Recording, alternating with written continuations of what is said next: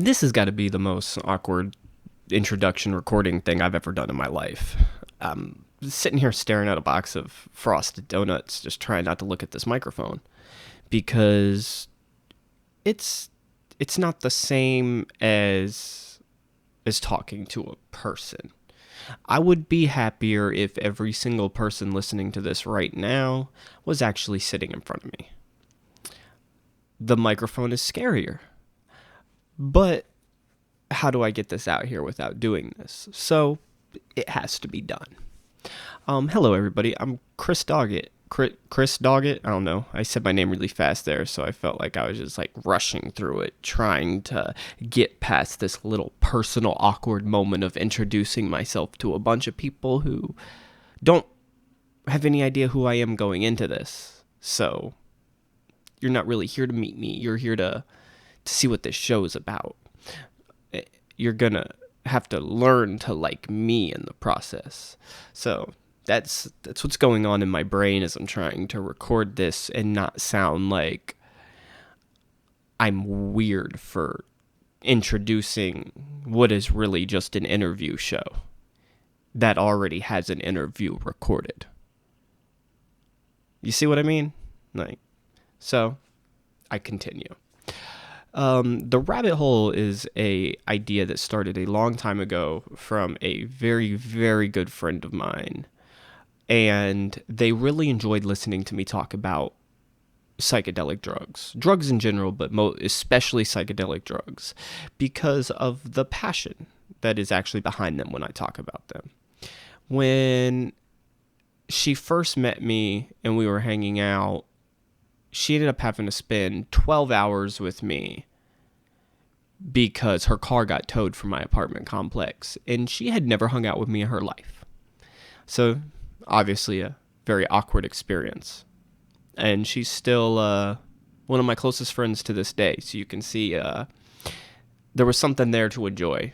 There was definitely an actual friendship that developed. And in that process of getting to know me, she randomly looked at me and told me, "You should start a blog." And to me, at the time, forgive me for this, blogging was a freak success for people. I didn't realize that it was really as much of an art form as it is and how involved you could get into it. So this sounded strange to me, but I started looking into it because she seemed just as passionate about telling me this idea as she did about listening to me talk about psychedelics. So when somebody's speaking to you with such conviction, you are inclined to listen to what they say. They seem to know what they're talking about. So I tried a few times and it didn't pan out for me. I couldn't soak my mind in it. And life was a little complicated at the time. And that's just what happens. So fast forward 3 years, and I'm recording a podcast with one of my closest friends in the entire world called For Real. Called For Real For Real. Is the most relatable hip hop podcast you'll ever listen to, where we take a lot of misunderstood topics and just try to relate it to more everyday culture. Somewhere in that, my life transitioned back to what it was supposed to be. One part of that is I got off felony probation after 3 years of dealing with some nonsense, and I felt like I could finally pursue passions I always wanted to. So that led to the idea that, what if I didn't do a blog? What if I did a podcast? I'm really enjoying the other podcast, and this is something that's so me. So I pitched it to some friends, and they liked it. They said it's very you. I started writing and planning, seeing who I could interview, what types of friends would actually be down. I had a whole list before I knew it of 20 people to interview, and a structure for the show. I started writing, and before I knew it, I had 4 blog posts by accident that were unique. They were not just me talking about drugs, because that's not what I wanted to do. they were really me talking about me, my life, and how I think, in the way drugs have subtly impacted those things and helped me through the process of life. I had something, and I was proud of it. I was so proud of it, and this only took 2 days. So I put the blog post up. I sent it to my old friend that had moved across the country, whose idea it was originally, and just wanted to know, as the person who gave me this idea, what do you think? You think I have something? And that was the first person to tell me yes. Yes, you have something. So I let my brother read. He told me you have something. And I let another friend of mine check it out and told him about the idea. And you're going to meet him today. His name's Jono. And he said, you have something. At this moment, I didn't care. I've never put so little thought into an artistic endeavor and been so pleased with the results. And it really has instilled a new level of confidence in me and a thirst to not make money. That's not the motivation for one of the first times in my life behind a creative adventure. It is to truly express myself and be creative and connect with everybody who might listen to this podcast and let them really understand that, we really are just a little bit, I guess, weird out here. We're a little different. It's okay to feel that way. And that might not sound like exactly what I was going to say, was we're a little bit weird out here, but when you really take the time to think about it, you'll understand that that's really the only point that needs to be made here, is that we are all that, and that's what makes us us. And it doesn't matter how you achieve this process in the end, and it doesn't matter how you cross the finish line. The biggest thing that matters is the questions you had get answered, the goals you have get met, and as much as I don't want to make this about the end of dying, when you do finally go, you need to be at peace with the experience you had here. So don't let anybody tell you that that's not the way to do it. These things are wrong. That's not cool. If it's you and it's what you feel is right for you, go for it. Give it a shot, because you never know how much people might appreciate your individuality and your uniqueness. Those things that make you you, those are the difference between just being another person working a 9-to-5 and really living your dream out here. So I'm not going to waste too much more time rambling, because I really want to get into the content and show you guys really what I'm here to do and the connection I'm trying to build between myself and the rest of this very unique community that I love so much. So without any further ado, let's get right into it. And I would like to introduce y'all to me and one of my closest friends, Jono. So let's get going. So, funny little story. This will really break the ice now. We just recorded 6.5 minutes of the beginning of this show with one of the mics turned off, and ironically enough, it's an interview show with a guest, and I had the guest's microphone turned off. So we had to completely stop and restart after 6 minutes of rambling and talking, but it's okay because we were still kind of just figuring it out. That's fucking hilarious. But hello. So I'm Chris Doggett, for those of you who don't know me. Welcome to the first episode of the Rabbit Hole podcast. I was sitting here. Feels very much like a broken record now, but yeah. I was sitting here talking with my friend and trying to figure out how to really introduce this, because this is the first time really doing this. I've done a podcast, but this is my first time doing this podcast. It's a whole different format. I'd be outlining the other one with bro and everything.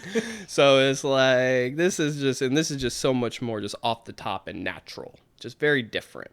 So I was trying to figure out how to lead in, but I realized the only way I'm going to figure it out is just by going, and it'll get figured out along the way. So with that said, welcome to the first episode of The Rabbit Hole. It's a weird name to say. It just doesn't feel natural coming off my tongue because it sounds like something out of a cartoon or something out of a comic book. Ain't nothing wrong with that, though. Ain't nothing wrong with that.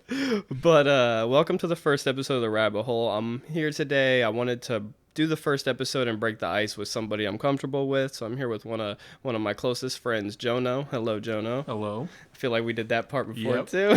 And I raised my hand this time specifically. Oh, yeah, present. Yep. That shit was funny.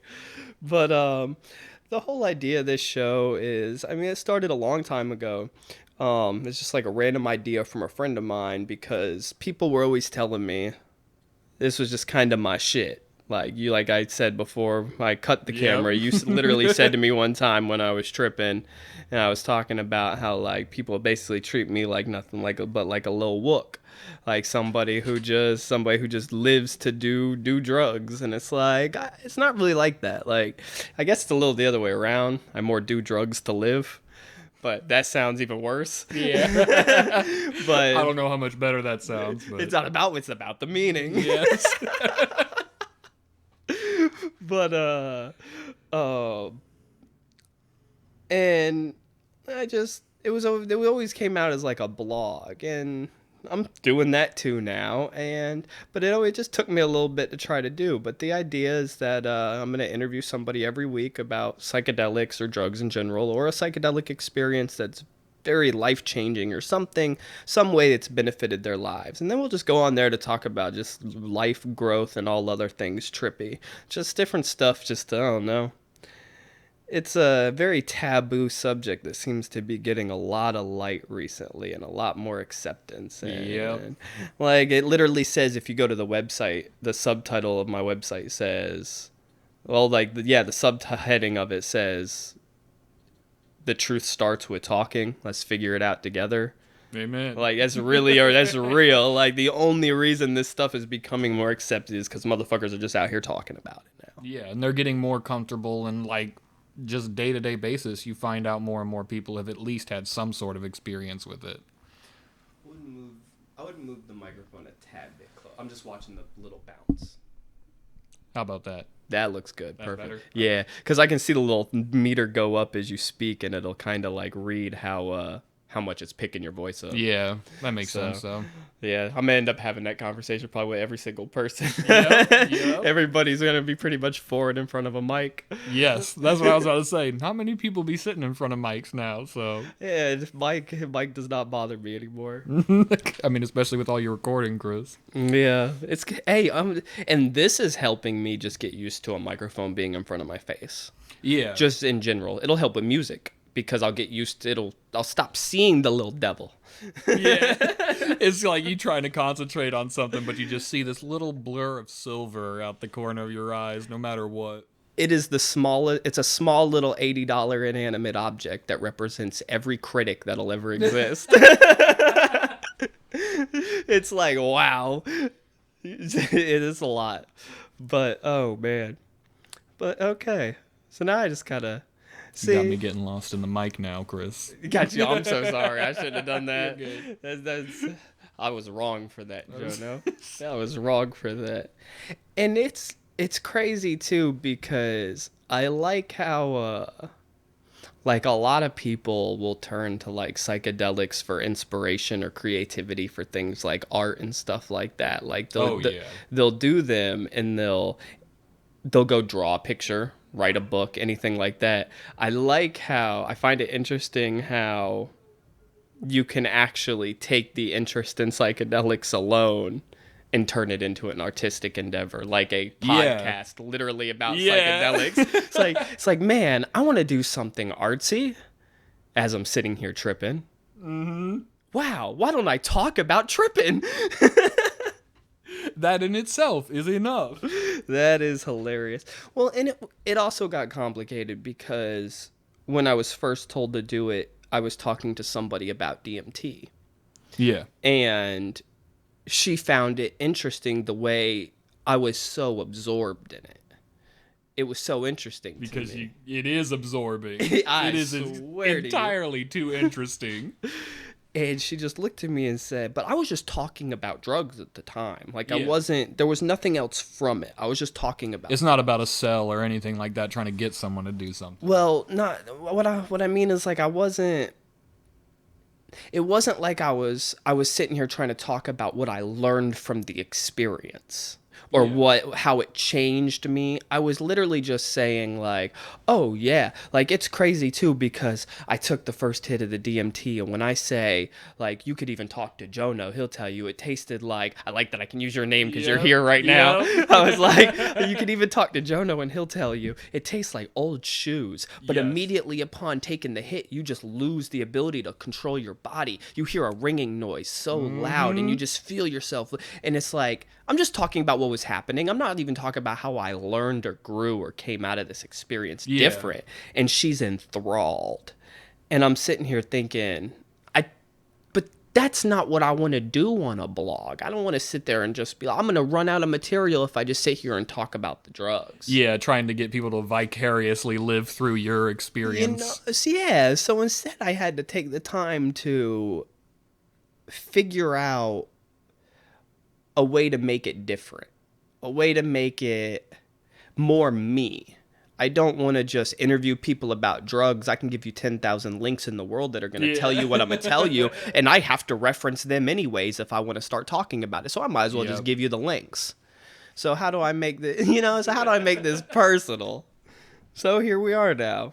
Now I found out that why don't I just literally make it as personal as possible and just literally just talk about the way we've changed because of such things. Yes.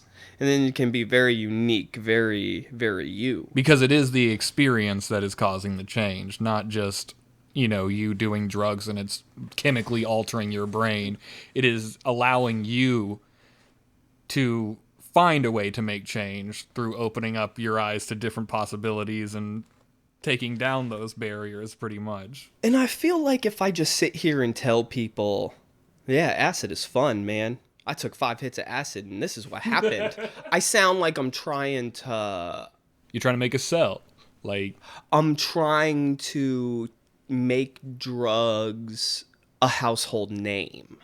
Yeah. I'm not trying to do that. I do not encourage anyone who doesn't want to do drugs or psychedelics to try them even. If you don't feel comfortable or don't want to do it, you got to find something else to do.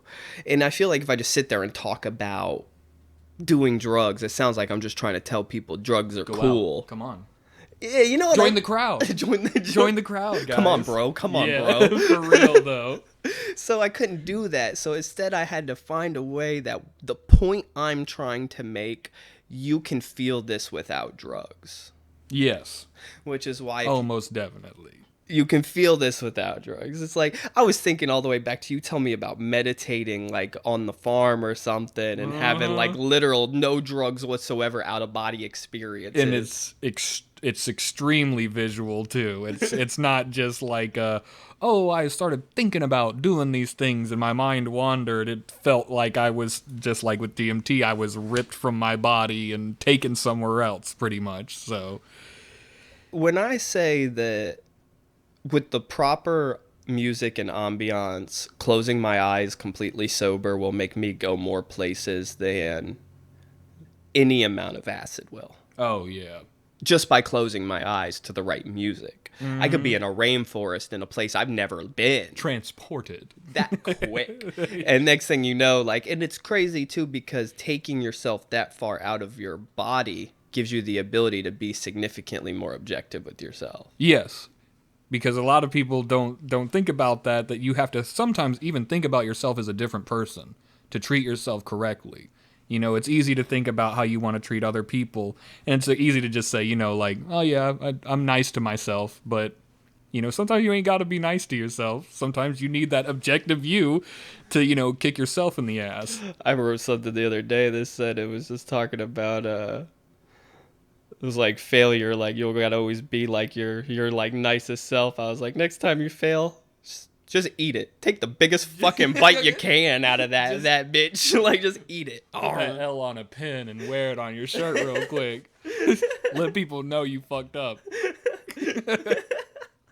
I mean, but people are afraid of that shit, though. They're afraid to admit that they fucked up, so there ain't nothing but learning you can do from it if you want to take anything positive. I promise you. I was scared of that shit for a while, though, because, like, when I say, like, just a few years ago, I made probably one of the most significant mistakes I ever made in my life. And you want to talk about looking at that like I destroyed everything. That was a mistake I had a hard time looking at and going, it's just a learning experience. Yeah. Yeah, that stuff's a little tougher to just, take that way, I guess, what you're saying. It's, because that's like over a year, of affecting your life. What? How long again? Well, I mean, it was a 3-year experience, but I mean, like, yes. It shouldn't have. I definitely feel like it shouldn't have. It felt like it was 3 years. Like, yes. And it's crazy because it wasn't really something that was ongoing the whole 3 years. It was just in the background. So I feel like it just, I don't know, like, it feels like it was really all that. Like, but that though, actually, I think is a good segue into the whole psychedelics thing. Is sometimes, like, it's not something that's directly on your mind, you're constantly thinking about, that's eating at you. Sometimes it's something that's buried deep and it's just affecting your day-to-day life and you don't even realize it until, like you said, it's gone.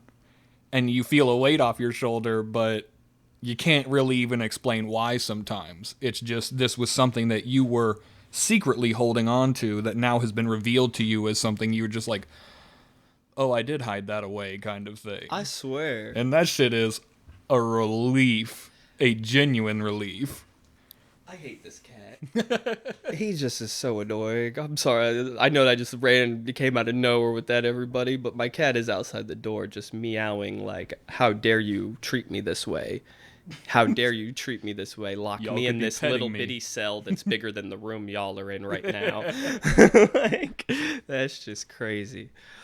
Oh, man. And another thing, before I really get into the whole point of the show, I guess, is one of the things I'm really excited about is the fact that, take me, for example, I don't really like psychedelic mushrooms that much. Yeah. It's not a substance or a drug that I'm not fucking with it like that. Not huge on it either, so. I get in my feelings, y'all, on some mushrooms, something serious.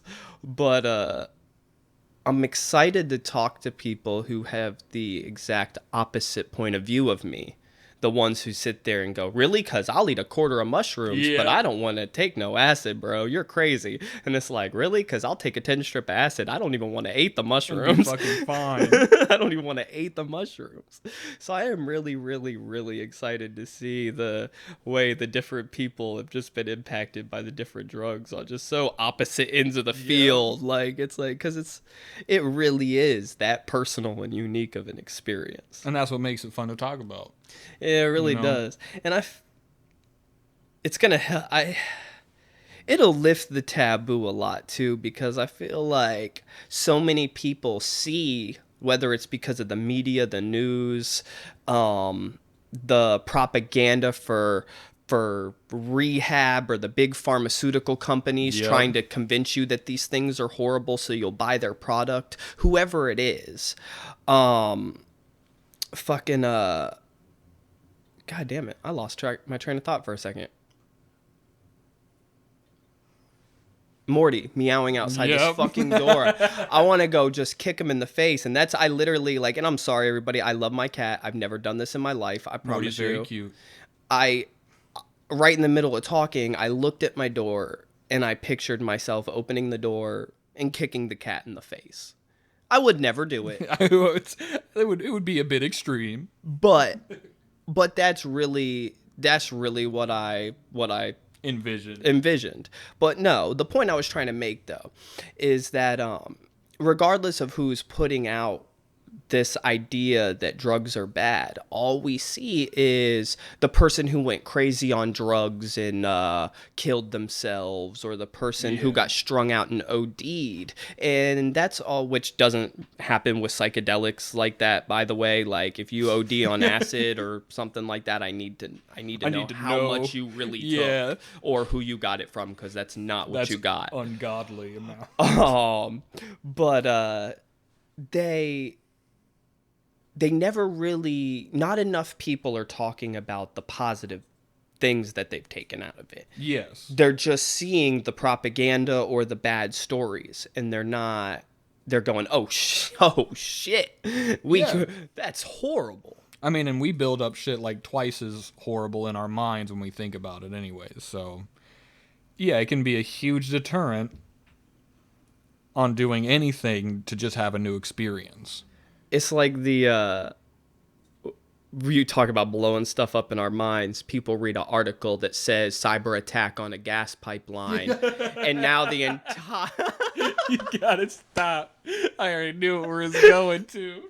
and now we literally created a gas shortage. Everybody, we created one. Yes. But yeah, that's besides the point. But yeah, not enough people are sitting here saying, yes, I had an amazing experience in them. So even if they've only done it one time, so many people do a drug one time in their life. And that's enough. It's enough. Like most people, I'm sure only do DMT once. Yeah. I mean, I've only done it once, and I'm still holding on to it. But at the same time, every time I'm like, maybe I could. I'm like, man. Also makes me want to piss my pants thinking about it too, even though it was one of the best things that ever happened. It's nerve wracking up until then. It happens. Up until it happens. Once it happens, you're good. You're good. Pretty good. But so I guess if you had to pick a psychedelic drug that is probably positively or negatively, I don't really care, I guess just impacted your life more than any other, what would you have to say? It probably would have to be DMT. DMT? Like, because like acid and all that stuff, I've done that several times, but it's not as world shattering as DMT was for me. That was a very much like, I had certain theories like I talked about, feeling like we're kind of just like radio signals being sent to our bodies kind of thing. And just when I heard that, the ringing and the pew of me going out of that place, I was like, well, I'm back where the signal's coming from. I don't know where that is. And Like, oh man. It's like being not yourself anymore, but knowing exactly who you are in an instant. It's very strange. And you can't really explain that to people through words. But that's why that was so dramatically affecting. That would does an experience, like if you're somebody who, like, say you're somebody who does look for answers in a psychedelic experience, like you're Yes. going to take acid to try to find an answer, does one DMT experience make you feel like you need the answers less from other stuff? I could say yeah. I could say it's really like, for me, doing the DMT was a lot more like being almost shooken down by somebody and kind of telling me how it is, where like acid usually was more of a process of me traversing the tunnels of my mind and things like that. And yeah, you figure a lot of stuff out, but DMT basically was like, you ain't got anything figured out, so you might as well enjoy what you do, what you got here now. And even like we were talking about before, the doing acid after doing DMT was a completely different experience for me too. That very much so. It's made it much more intense, much more real feeling, if that makes sense.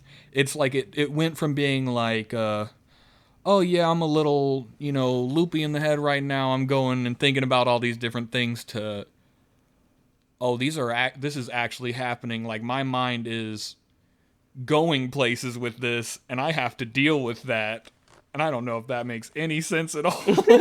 But No, it really went from being just something I could do time to time and maybe figure some stuff out to like, if you're gonna do this, you're gonna figure something out, and there's no helping it. It's gonna find you pretty much. and and understand that that's always what you're getting into now when you do this. It's There's not a lot of options anymore. there's no more partying with it, if that makes sense. Like, it can still be fun as hell. I mean, that last time, like, there were some terrifying moments for me, but at the end of the day, it was still awesome. It was phenomenal. Like, I had my friend come over, he talked to me, he just treated me like a normal person, and that's all I needed at the moment, was just to be treated like a normal person. That is what people, real quick disclaimer everybody, when you're around somebody who's on a psychedelic drug, stop treating them like they're different. Just let them be there. Don't ask them if they're okay. Yes. Please don't do that. That is the most open-ended question at that moment. Am I okay? Am I okay? Well, where should I start? Feel long echoing caves start to crack open. The like bats fly yes. out. There's just the water bloop, bloop, bloop in the background. It's just eerie. It's like, god damn. Holy shit. Was that the time that you said that you forgot how to speak? Yes. I remember we were watching YouTube videos, and specifically we were watching what is that called? That Gordon Ramsay show, like Kitchen Nightmares? Kitchen Nightmares. Yep. We were watching it. What the and fuck is this shit? I remember, yes, them just yelling at each other and just hearing "Dada bina hinta batingaba," and I'm just like, but for some reason my brain's like, oh, that guy fucked up. That guy, he made like some like 9-month-old salmon in the pasta today, like, and like for some reason I could still comprehend what was happening, but my brain in no way could make the words sound real. I was apparently completely normal talking to Dewan. I was having whole conversations. I was a little more excited than normal, because I remember one guy saying something and I was just like, I mean, he's coming here to judge your restaurant to try to save you, and your pretentious ass is over here acting like you're way better than Gordon Ramsay. Like, bro, you probably called him to come save you. And you over here talking shit to him, even though I have no clue what he said. It still was... It's very strange to not hear what's going on but comprehend it still.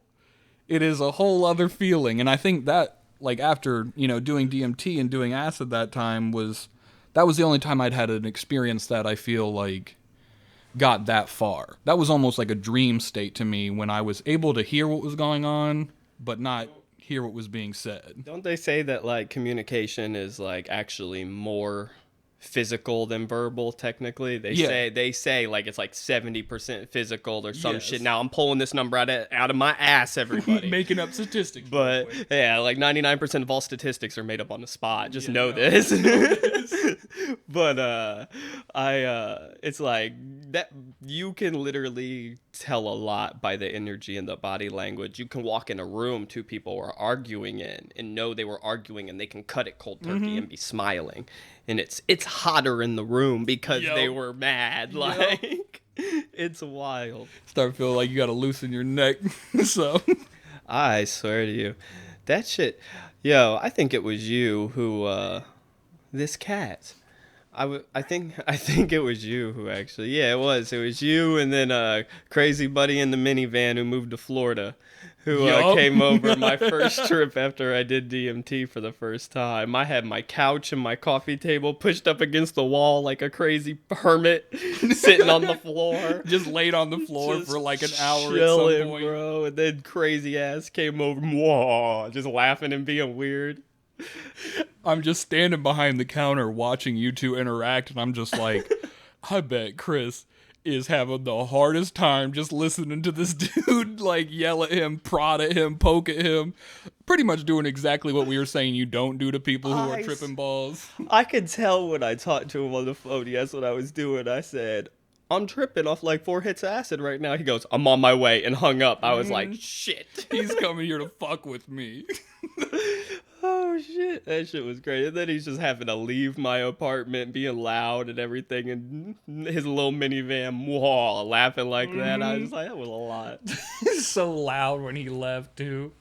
That was different, though. That was, like you said, because when I say that, I would have to say that, hands down for me, LSD still, regardless of what DMT has done. Yeah. I don't know what it is. DMT is the most significant single psychedelic experience of my life, but LSD has had a more profound impact on my life as a whole. But when I say either the first time I had an ego death experience where I literally was sitting outside the apartment looking around going, I have no fucking clue who I am. 2 months, a month after I moved out of my sister's house. And I think this was actually after me and my sister had stopped talking because of the drama that happened down in Atlanta when me and my brother got arrested. Yeah. And I was sitting there and I just had this moment where I thought about the last 7 years of living with my sister and how much of a purgatory state I was in the whole time. And all of a sudden I just went, you have no fucking clue who you are. Yeah. Because you stopped being you for like 7 years. And from that... Even like we said before, even without knowing it, you can fall into these false versions of yourself. It's like a protective state you go in because you're not going to be happy. And if you're not happy, you might fall into some form of depression. So you gotta start thinking differently and acting differently, carrying yourself differently to survive those moments. Almost convince yourself that the bullshit is okay. It's positivity. That's that using the bad shit as motivation or type shit. You know what I'm saying? Like it gets weird. But that was different. I was just sitting there. I could pull the journal out right now if I knew where it was. Like I'm sitting there rambling about how the maintenance man could never think on the level I'm thinking on, right? Like a crazy piece of shit, bro. But like it was so humbling in the end because the next day I was able to sit there and realize, like, regardless of how crazy the writings and the ramblings were, that severe misunderstanding within myself was still present. Yes. That was still real. And that motivation to start understanding and exploring yourself because of this, would not have happened without that experience. Yes. That ego crushing experience. Either that or the first time I tripped after DMT. Because when I say that first ego death gave me some perspective on just what I've done with my life and where I've been. Yeah. And how little I've done. But that first one after DMT gave me that super all-encompassing, like, the ripple effect of my life. Almost. It showed me how every little decision I've ever made my whole life could still affect people today. Yeah. Well, and it seems more like your first experience was a bit more about dealing with your past self, where the other experience after DMT is more, like you're saying, about the present and how that affects the future, past, and your now. And so that's a lot more extreme, too, because you're talking about possible futures, and that's endless. I feel it, because it's like, and it's stuff that's out of your control too, because it's just the idea that it's more of instead of, you can't dwell on what's happened when you experience stuff like that because you can't change it. The best you can really do is try not to bring that negativity to others going forward. Yes. And I do feel like that was a huge issue I dealt with in the moment of that trip, because I know when you came over, I was sitting on the floor practically in tears. Like, well, I was going to say that I actually really enjoyed that time. I've even talked to some of my friends about the experience we had. I mean, just you talking to me about what you were thinking about, you explain things in a more visual way than you normally do, if that makes sense. Like, I remember you specifically talking about feeling like almost like you're in a giant dirty mansion pretty much all the time, and there's all this mess everywhere, and it's, you can't get rid of the mess, but at least you can clean up that mess and organize it into different rooms so that when you open those doors, you say, oh, that stuff's still there, but it's not a pile of shit right now, pretty much. That's crazy. I don't remember saying. Well, no, because I legitimately thought about that. I was like, that is a very good way to talk about trauma with people, because trauma is like, that's why it's called trauma, is because it's going to be some shit that affects you for the rest of your fucking life, most likely. It is very rare that someone can completely dissipate the trauma that they have. The best thing you can do is recognize what it is, what it did to you, what it might possibly do to you in the future, and put it in its place and say, that's a part of me, but that's not the house. That's just this part of this room here that's a part of the house, but that doesn't mean that the whole clutter has to fill the hallways and make the whole house shit, pretty much. I don't know if that makes sense. No, that makes total sense, but it's just like, that blew my mind. I don't even remember that part of that conversation. I really appreciate you just sharing that, because was... Sometimes, like we said, we just be talking and saying the things we mean, but we don't even realize it, so...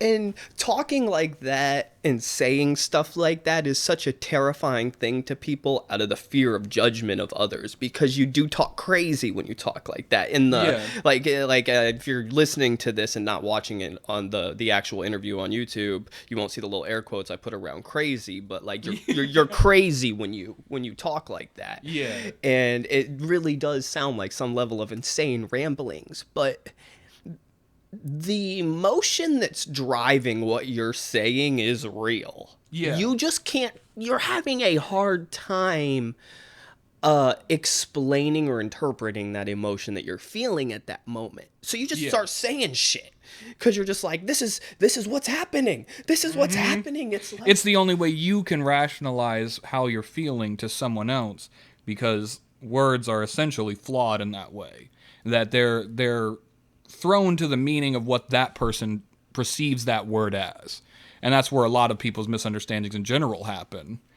And if you, that is one of the greatest things about even opening your mind to other people's experiences, is through other people's experiences. Then when someone says, yeah, my mansion was really dirty, but I put everything into a room and now I can look in the room and it's real nice, actually. I remember. You get it. As you're talking about it, I'm starting to remember, because I remember when I was laying on the floor before you got to the apartment that day, I was laying there with the music going. I remember watching the A$AP Rocky LSD music video, where he's in the whole big room turns into the dance hall. And I remember closing my eyes and meditating on that thought, and inside my brain, next thing you know, I was in a giant mansion. Yes. And there was literally just I could look at the trash in the corner or the broken recliner, and it could represent something in my life. Like the broken recliner could represent like me and my friends sleeping in the woods when I was 19, homeless, and we got in the argument over the recliner that was in the woods and who got to sleep in it. Like, that's a real thing that happened. And that's how that could actually store in my mind. Yes. Because our memory is also flawed too, so it has to store things in basically allegories most of the time, because you have so many similar experiences throughout your life that there has to be something significant that your brain takes from it. And like you just said, that is significant. Really what happened is you guys had a fight, but what you remember is the chair. And so that manifests itself as a representation in your brain of this scenario is a chair. And again, if you just say that to someone, you go up to someone random and be like, oh, what are you talking about? Oh, I'm just talking about my chair thought. And they're just like, okay. But feel you. But again. But I'm saying shit, bro. I'm saying shit, bro. I'm talking about my chair. That is so real. That is so real. And as somebody who definitely doesn't really on that internal monologue topic the world was going on for so long, as somebody who really mostly visualizes their thoughts and doesn't really think in a verbal way. Yeah. Like, that is such a real concept. Because how many times have even you probably, like, said something to me, like, even like, well, what do you mean, Chris? And it's like, well, hold on. Let me take How do I articulate Let me take this? 3 steps back, tell you what I was thinking about before I got there, and maybe we can get to a finish line in the process, because I'm not really fucking sure, man, but I know what I'm feeling. I know what I'm feeling. Like, And a lot of people, they don't, like, something that I notice, because that happens a lot to me. If I don't understand what someone's saying, and I want to understand, I will just say, well, what do you mean? And some people get mad if you just say that to them. Because they're like, why aren't you picking up what I'm putting down? And you're just like, I'm trying to, but it's not lifting right now. And it's just, I think that one, they hate being misunderstood because they think they're talking perfect sense. And so when you ask them to explain themselves again, it's like saying, you're crazy. You're not saying anything real right now. especially when I got to go on a 900-word essay tangent to tell you about a simple thought that I felt in 3 seconds. Yes. It makes me feel some kind of way. But being able to do that, I think, is valuable. Like being able to, even if you don't want to, but going back and explaining yourself to where hopefully they just understand just like a slight percentage more. That person has now got to know you. It is the ability to break down something that you're thinking and put it into words that other people can truly feel and understand is a strong sign of empathy. Yes. It really is, because you can, in no questions asked, sit there and say, well, if I was you, how would I need to have this information presented to me? Yes. So it's like, it is a very valuable skill, because like, if people who cannot take themselves out of their own head ever when interacting with somebody else, that is pure selfishness. Doomed to loneliness is what it is. It's legitimately doomed to loneliness. Like, I truly enjoy meeting new people for the simple reason that they make me feel things I've never felt before. Yes. It's neat. It is nice knowing that no matter what the flow of my life is, someone else is in a completely different river, basically. And it's a getting perspective on what their river is like, even though you'll never even dip your toes over there. And it's a reassurance that it's okay. And this is where a lot of people get this wrong. It's a huge reassurance that it's okay to be unique, because you interact with all these people and they really are that different, and you learn something new from every single human being that you interact with on a daily basis. But where people get it fucked up is they're so different from these people that they feel they're wrong. Yes. And they try to be more like other people. And it's an affront on themselves for you to be different than them. But when every single person you're interacting with is their own unique individual, how can you expect to be one of them or be the best when you're trying to be like 20 drastically different people? Yes. Just be you, and you will be just like all of them. And that's the weird part, man, how much of a loop it all is. Because by learning how everybody is so different, you learn how everybody is exactly the same. And that's that crazy shit we was talking about. And people are just like, yeah, okay. Yeah. You two might that be don't correct. make no fucking sense, but yeah, Jono, you keep talking about it. And then all of a sudden, a day and a half later, they'd be sitting there going, that's what the fuck he was what? saying I'm to me. just like Greg from the grocery store. I'm just like Greg from fucking Greg. Oh my God. Well, that's crazy. We've actually been doing this for 40 minutes already. Oh, wow. I guess that's how it goes.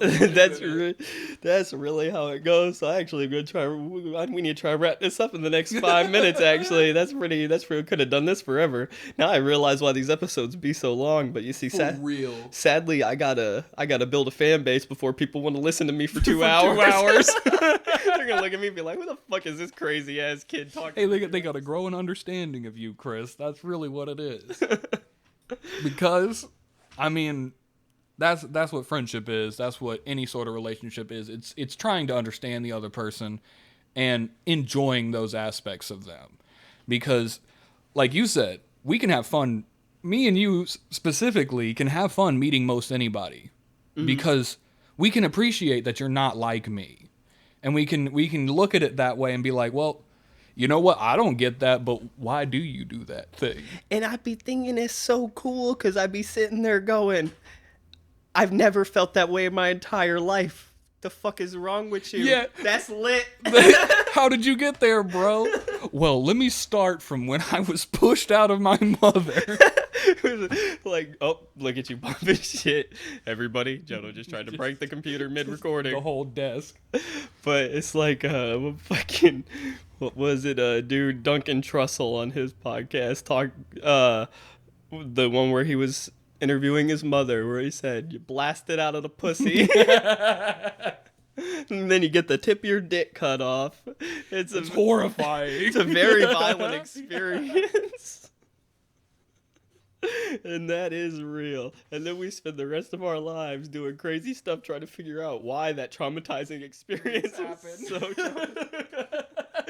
there must be some real reason I got put through that shit. And now here we are. Now we're just talking about it on microphone like, I don't know, man, I took some drugs in there, but hey, I'm figuring it out. And that says the idea of this show, I guess. There's really like I know you're trying to like wrap it all up and everything, but like the last time that the beauty is I don't have a real time limit. Yeah. This is my show. The last time that I did acid after DMT, like I got a very clear message of like basically you need to figure out stuff in the real world. Kind of thing, and it gave me this very clear message of like, don't come back here until you want to, until you really want to. It was like, you're coming back here trying to look for answers and all this shit, and all we're gonna do is fuck with you until you figure it out yourself. And that's really like why it was such a bad experience at first, until I realized that, and then it changed my whole perspective, because I was just like, I'm not having fun anymore. Why am I having this experience if this isn't something that I'm genuinely enjoying? That just made a lot of sense to me, because when I say after I got arrested, the first time I tripped after that was so heavy. Oh, it was heavy as shit, I bet. It was so heavy that I said to myself, this was not really fun. I appreciate this experience. I did gain from this, but this was not fun. And then I for a long time, for over a year, I did not touch a psychedelic drug. Because you got to do work in the real world, too. Yeah, like, bro, you hit the nail on the head with that. Because it's like, and everybody who, especially if you are a psychonaut in some way that feels, that does benefit in these ways from these drugs, you will be almost a little desperate sometimes to think that they can solve a big problem. Yes. And that's not the case. You have to solve every problem yourself. It might help give you a different perspective or vision on something particular. Yes. But you still have to solve this problem out here. It's I guess a good way to put it is you do have the answers all the time. You know what's going on inside of you, but sometimes it's not at the forefront. Usually doing psychedelics is a way to figure those things out. It's just kind of bringing that back out and showing it to you, and then you literally are figuring it out. Because it's not like you, like when you're on acid, you're just this super mind genius who can start, figuring things out that you just didn't have the ability to do. If anything, you before. might be a little worse off than you were beforehand.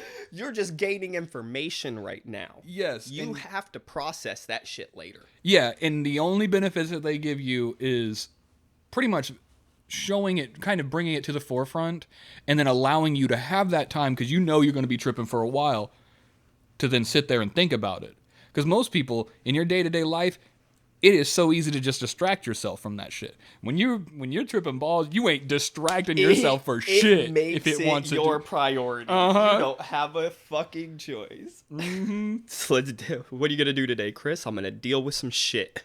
Yep. And until I've dealt with it, I'm probably gonna keep thinking about it. You'd be almost antsy. You'd be almost hype. You'd be, woo. It's different. That is real. That is real. That shit's funny. Well, this was fun. Yes, it was. This is actually really fun. I'm excited to do this again with somebody else. Yeah. I'm gonna do this again. We're gonna end up having to do another one of these. Oh yeah, and we'll get more comfortable with it too. This is lit. This was really lit. That was awesome. I mean, shit. You could talk forever about this shit, really. I swear to God. Well, it's such a, while it's, how do I put this? It's a social group type experiment. It's so personal. Yes. Like, so it's like, no matter what I say in relation to this, it's going to be unique to me. It might instill some thought in somebody else, but what I say is not going to be the same as what you say, and the way it impacts people will not be the same. Like, you could talk all day about a single experience and no one will have felt it the way that you did. Correct. Yeah. And they're going to all, it's crazy. You can literally tell somebody what you feel they can gain from this story and tell them a psychedelic story, and they're going to sit there and be like, that was amazing. I did not understand what the fuck he was trying to tell me about that, but I got my own little thing out of it. Yep. But that in itself is the goal, is to share experiences so other people share their experiences with you and you are both enriched by it.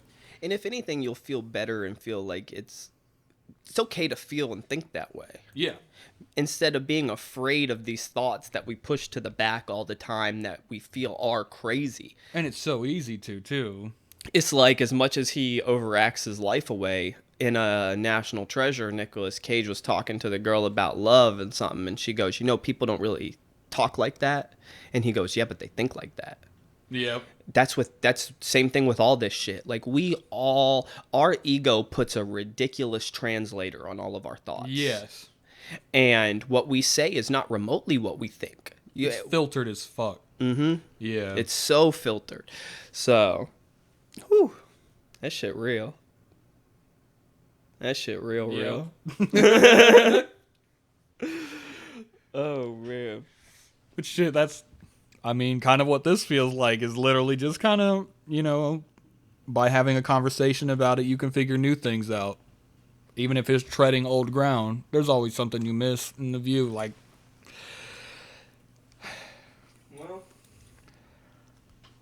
well, I guess I gotta start wrapping this thing up now. Yep. It always feels so weird. It's always such an awkward thing because it's like you gotta literally like, and this is like it's a little better with the other podcast because there is an editing process. This one is gonna be a straight shot most likely. I'm not gonna have to chop anything out of that, so it feels weird cutting off to go do something else. Yeah, purposefully. But well, that conversation is done. I will see you later. Well, I swear to God. But no. Well, everybody, I'm gonna go back, record a little intro to this later, and try to figure out the best way to structure out these episodes. I don't really know yet, so I'm probably just gonna do a little outro and let it be at that. I don't have no big moral, no great little end-all be-all point to say right now, except I had a great time talking with Jono. As always. Yeah, as always. Time having a talk. It was definitely a blast. Go ahead, if you're listening to this on YouTube, there's a subscribe button down in that corner. I would really appreciate if you would hit that, like, comment, let me know what you thought. I really looked like it was right there. It took me forever to figure out where to point for it till I realized that's actually what the screen's going to look like on YouTube. So as long as I know, I just point that way. Yep. But if you're listening to this as a podcast, go ahead and hit the follow button so you'll be updated anytime we drop an episode. I'm gonna have a link down below on YouTube video, anywhere else, if in the description on podcast, to my website. It's trhpodcast.com. Go on there, leave me a comment, subscribe to my newsletter so I can let you know anytime I got new content coming out, all that good stuff. I also have a blog attached to it that it's like a journal of mine, my own little personal journal, where I just kind of talk about what I was thinking that day. I've been pretty much dropping a post every day, so go check that out. Let me know what you think about that too. I'm going to have my social media, all that stuff down there. So I really appreciate y'all. I appreciate you, Jono. I appreciate you, Chris, for having me. Yes, sir. Hey, everybody, let me know if you'd like to see Jono again, because he's definitely going to come around again. And with that said, bye. Bye-bye. I feel weird saying bye to people who aren't there, because I'm not actually saying bye to you, because, like, you're still here, even after I stopped I'm still in the seat. That's funny. That shit's funny. 51 minutes. Hey, not bad.